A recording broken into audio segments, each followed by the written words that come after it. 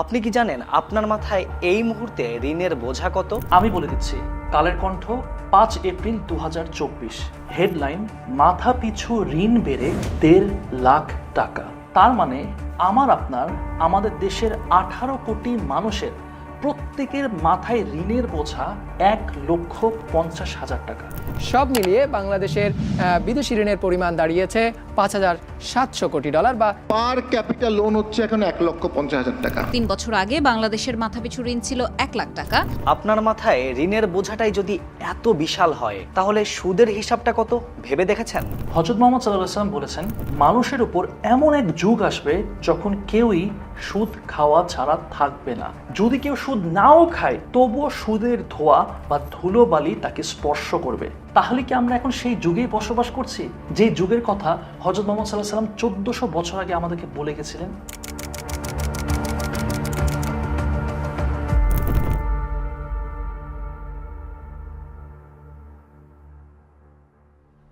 এতটুকু দেখেই হয়তো আপনি ভয় পেয়ে গেছেন, কিন্তু আমি হলফ করে বলতে পারি এখনো আপনার অনেক কিছুই অজানা। শুধুমাত্র আজ থেকে 2 বছর আগের কথা ধরলেও আপনার হাতে এই মুহূর্তে যদি 100 টাকার একটা নোট থাকে, সেটা আর 100 টাকা নেই, হয়ে গেছে মাত্র 65 টাকা। কারণ কি? সুদ ভিত্তিক অর্থনীতি। পাবনায় 25 থেকে 30 হাজার টাকা ঋণের মামলায় 12 জন কৃষককে পাঠানো হয়েছে কারাগারে। কারণটা কি জানেন? সুদ ভিত্তিক অর্থনীতি। সাভারের আশুলিয়ায় ঋণ শোধ করতে না পেরে অপমানে এক মধ্যবিত্ত হোটেল ব্যবসায়ী করেছেন আত্মহত্যা। কারণ কি? সুদ ভিত্তিক অর্থনীতি। আমি যদি আপনাদেরকে বলি, এই সুদের কারবার আপনি, আমি, আমরা সবাই চালাচ্ছি, আপনি কি বিশ্বাস করবেন? বিশ্বাস করুন আর না করুন, আপনি যে ব্যাংক লোনের ট্র্যাপে আটকে পড়ে গেছেন, যেখান থেকে বের হওয়া বেশ মুশকিল, এই কথা সত্য। আর আজকের ভিডিওর তথ্য, উপাত্ত, ইনসাইটস আপনাকে এমন কিছু জানাবে যা শোনার জন্য আপনি একদমই প্রস্তুত নন। আপনার আমার ঋণের এই বোঝা কে তৈরি করলো? কিভাবে এত সুদের ঘানি আমাদের টানতে হচ্ছে? এই প্রশ্নের উত্তর খুঁজতে আমাদের বেশ কয়েকটি ধাপে কেস স্টাডি প্রয়োজন। কেস স্টাডি এর প্রথম প্রশ্ন, একজন মানুষের বেঁচে থাকার জন্য কি কি লাগে? উত্তর হিসেবে খুবই সহজে বলা যায় খাদ্য, বস্ত্র, বাসস্থান, শিক্ষা আর চিকিৎসা, অর্থাৎ মানুষের মৌলিক চাহিদাগুলো। একজন মানুষ তার এই 5টি মৌলিক চাহিদা পূরণ করতে পারলেই একটা সাবলীল জীবন যাপন করতে পারে। কিন্তু মুশকিলটা কোথায় জানেন? আমাদের এই বেসিক নেসেসিটি পূরণ করতেও আমাদের কাছে ঋণ নিতে হচ্ছে। অতিষ্ঠ দেশের 4 কোটি মানুষ খাবার কিনছে ঋণ করে খাদ্য, বস্ত্র, বাসস্থানের মতো মৌলিক চাহিদা মেটাচ্ছে। এটা আমাদের কথা না, বিবিসি বাংলার হেডলাইন, ঋণ করে খাবার কিনছেন দেশের 4 কোটি মানুষ। প্রতিবেদনে স্পষ্ট উল্লেখ করা, দেশে মোট জনসংখ্যার 4 ভাগের 1 ভাগ মানুষ ঋণ করে তাদের মৌলিক চাহিদা মেটাচ্ছেন। মোটা দাগে অ্যানালাইসিস করলে গ্রামের 28%, শহরের 24% এবং সিটি কর্পোরেশনের 15% মানুষ এখন ব্যাংক ঋণের ট্র্যাপে ফেসে গেছে। মৌলিক চাহিদার যোগান মেটাতে 2 বেলা খাবার খেতে যদি ঋণ নিতে হয়, তাহলে বলাই যায় দেশের একটা বড় সংখ্যক মানুষ ঋণ নিতে বাধ্য। আর যেখানে ঋণ থাকবে সেখানেই অটোমেটিক্যালি সুদ চলে আসবে। তার মানে এই দাঁড়ালো আপনি সুদ খেতে বাধ্য, রীতিমতো সুদের ট্র্যাপে জর্জরিত। শুধু এই 4 ভাগের 1 ভাগ মানুষ না, আমার আপনার মতো অসংখ্য মধ্যবিত্ত মানুষ তাদের সঞ্চয় ভেঙে সংসারে ভাতের যোগান দিচ্ছে। এই পর্যন্ত শুনে আপনার কাছে মনে হতে পারে রাষ্ট্র মৌলিক চাহিদা পূরণে ব্যর্থ, কিন্তু এই কাহিনীর পিছনেও আছে কাহিনী। খেলা কেবল শুরু। আমার আপনার মতো কয়েক কোটি মধ্যবিত্ত এবং নিম্নবিত্ত মানুষের আর্থিকভাবে এই বেহাল দশার পেছনে না আপনি দায়ী, না মোটা দাগে রাষ্ট্র দায়ী। এখন মনে প্রশ্ন জাগতে পারে, আসল দোষটা তাহলে কার? উত্তর খুঁজতে আমাদেরকে বেশ কয়েকটা ঘটনার ইনসাইটস দেখতে হবে। সাল 2012, নামি দামি প্রতিষ্ঠান হলমার্ক গ্রুপ সোনালী ব্যাংক সহ 26টি ব্যাংক থেকে ঋণ নিল 4,000 কোটি টাকা। And guess what happen after that? Hallmark group এখন পর্যন্ত 1 টাকাও পরিশোধ করেনি। সাল 2013, সরকারি খাতের একটি ব্যাংক সহ 5টি ব্যাংক থেকে 1,200 কোটি টাকা ঋণ নিয়েছে বিসমিল্লাহ group. And again guess what? Hallmark গ্রুপের মতো বিসমিল্লাহ গ্রুপও 1 টাকাও পরিশোধ করেনি। সবচেয়ে অবাক করা বিষয়, সম্পূর্ণ টাকা তারা পাচার করে দিয়েছে বিদেশে, এমনকি নিজেরাও আছে বিদেশে। শুধু এই 2টা প্রতিষ্ঠান না, আমাদের দেশে কয়েকশোটা প্রতিষ্ঠান আছে যারা আইনের মতে ইচ্ছাকৃত ঋণ খেলাপি। যুগান্তর পত্রিকার হেডলাইনের ভাষায় বললে, ঋণ খেলাপি বর্তমানে নতুন এক ব্যবসা। এখন আপনি হয়তো এটা ভাবতে পারেন যে আচ্ছা, ধনীরা তারা ঋণ দিক না দিক আমার যায় আসে না কোনো, কারণ আমি তো সেই দেশের 1/4 মানুষের মধ্যে পড়ি না যাদের এই বেসিক নেসেসিটি মিট করার জন্য লোন নেওয়া লাগে। আমি নিজে ঋণ নিয়েও না, আমি ঋণ খেলাপিও করি না। সো সমস্যা তো নাই। সমস্যা আছে, ভয়ঙ্কর সমস্যা, এমনকি একটার সাথে আরেকটা এমন ভাবে জড়িয়ে যা হয়তো আপনি আগে কখনো ভাবেননি। সমস্যাটা হলো ধনীরা ঋণ নিয়ে শুধু খেলাপি করছে না, শুধু টাকা পাচারি করছে না, বরং কর বা ট্যাক্সও ফাঁকি দিচ্ছে একেবারে নিয়ম করে, যার কারণে প্রচুর পরিমাণে অর্থ সংকটে পড়ছে রাষ্ট্র আর ব্যাংকগুলো।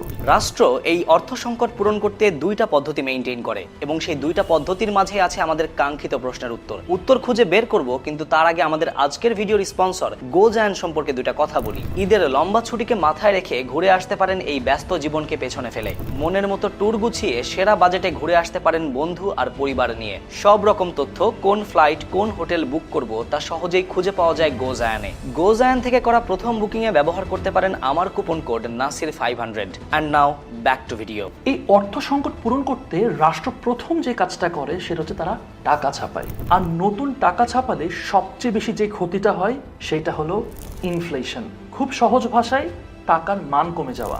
ভিডিওর একদম শুরুতে বলা হয়েছিল যে এই 100 টাকা কিভাবে 2 বছরের মধ্যে 65 টাকা হয়ে গেছে।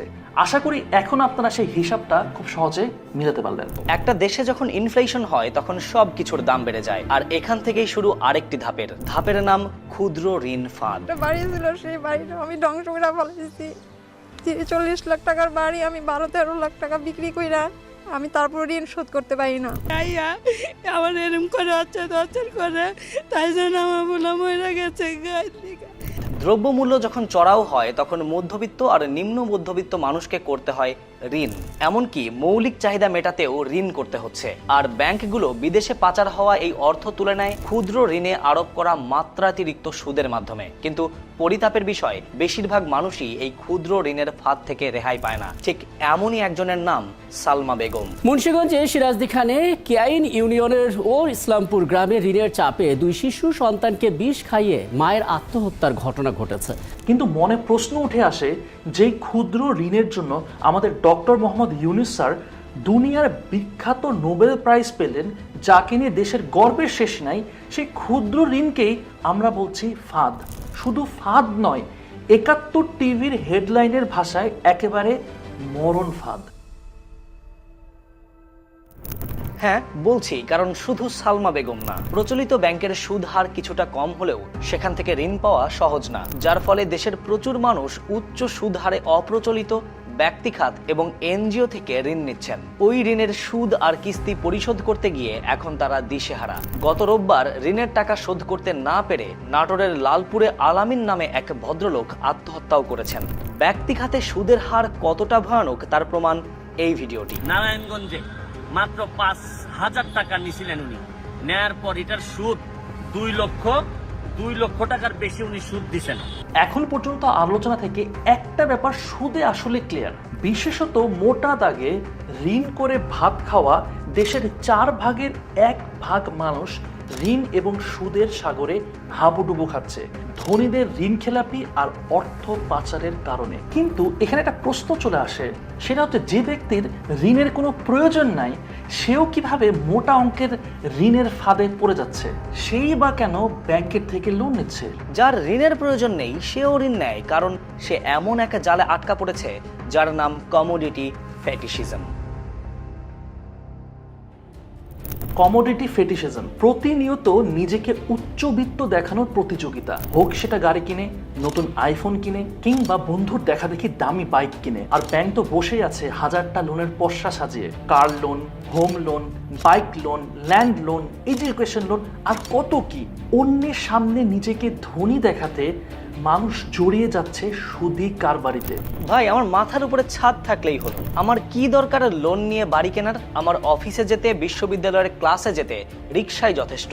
বস্তুত মেট্রো রেল কিংবা লোকাল বাসও খারাপ কিসে? আমার কি দরকার লোন নিয়ে গাড়ি কেনার? নিজের টাকায় এক্স করোলা না কিনে লোনের টাকায় টয়োটা সুপ্রা কিনে কি খুব বেশি শান্তিতে থাকা যায়? না, একদমই অসম্ভব, বরং অশান্তি বাড়বে। আমরা কিভাবে এক্সপেক্ট করি যে সুদের মতো জিনিসের সাথে আমরা জর্জরিত হব আর সেখানে আমাদের শান্তিও বাড়বে? আমাদের সবচেয়ে বড় সমস্যাটা কি জানেন? আমরা জানি না এবং আমরা বুঝতেও চেষ্টা করি না যে ভাই অ্যাসেট কোনটা আর লায়াবিলিটি কোনটা। এনিওয়েজ, ওইটা আরেকটা চ্যাপ্টার। একটা সিম্পল কোয়েশ্চেন করি, ধরেন আপনার কাছে কোনো টাকা নাই, আপনি এই মগটা কিনবেন, আপনার কাছে কোনো টাকা নেই, নগদ কোনো ক্যাশ নাই, কিন্তু আমি যদি বলি যে আপনি তাও কিনতে পারবেন, আপনি কিভাবে সেই জিনিসটা কিনবেন বলেন তো? আমি আসলে যেটা বোঝাতে চাচ্ছি যে আপনার কাছে কি ভয়ঙ্কর সুদের মেশিন, যেটাকে আমরা বলি ক্রেডিট কার্ড, এটা কি আছে? হালের নতুন সংযোজন ক্রেডিট কার্ড। এখন পকেটে টাকা না থাকলেও ব্যাংকের টাকায় রীতিমতো যে কোনো প্রোডাক্ট আপনি কিনে নিতে পারেন। ভাই, আপনি জানেন না আপনি কি পরিমাণ সুদের বোঝা টানছেন। আমার পকেটের কোনো টাকা তো খরচ করতেই হবে না, বরং আমি রেস্টুরেন্টে 10% 20% ডিসকাউন্ট, আমি বিমানে পাবো 10-20% ডিসকাউন্ট, এখানে ওখানে শুধুমাত্র ক্রেডিট কার্ডে আমি এই ডিসকাউন্টগুলো পাই, কেন ডেবিট কার্ডে আমি পাই না? এবং এই সবগুলো টাকা আমি ব্যাংকের কাছ থেকে পাচ্ছি, অর্থাৎ আমার নিজের টাকা না, এটা ব্যাংকের টাকা। ভাই, আপনি বুঝতেও পারতেছেন না যে আপনি কি পরিমাণে সুদের বোঝা টানছেন।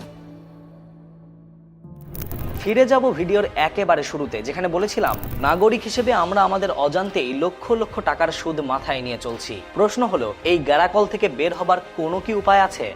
বর্তমানে বিশ্বের ক্যাপিটালিস্টিক সোসাইটির কথা যদি আমরা চিন্তা করি, তাহলে জাতি হিসেবে এই সুদের চক্র থেকে আমরা বের হতে পারবো না। যতবার উচ্চবিত্ত দুষ্টু ধনী লোকরা ঋণ নিয়ে খেলাপি করবে, যতবার তারা দেশের টাকা বিদেশে পাচার করবে, যতবার তারা ট্যাক্স ফাঁকি দিয়ে চলবে, ততবার আমরা আরো বেশি করে সুদের ফাঁদে আটকে যাব। মোদ্দা কথা, রাষ্ট্র তখনই বহির্বিশ্ব থেকে ঋণ নেয় যখন দেশের ভেতরের টাকায় উন্নয়নমূলক কাজ চালাতে সে ব্যর্থ হয়। রাষ্ট্র তখনই ঋণের সুদ টানে যখন তার নিজের টাকার সংকট পড়ে। এবার আপনিই বলুন, আমরা কি সেই জামানায় নেই যেই জামানা সম্পর্কে রাসূল সাল্লাল্লাহু আলাইহি ওয়াসাল্লাম আমাদেরকে সচেতন করেছিলেন? এবার আপনি বলুন, এই জমানার সুদ থেকে বাঁচতে হলে আমাদের করণীয় কি?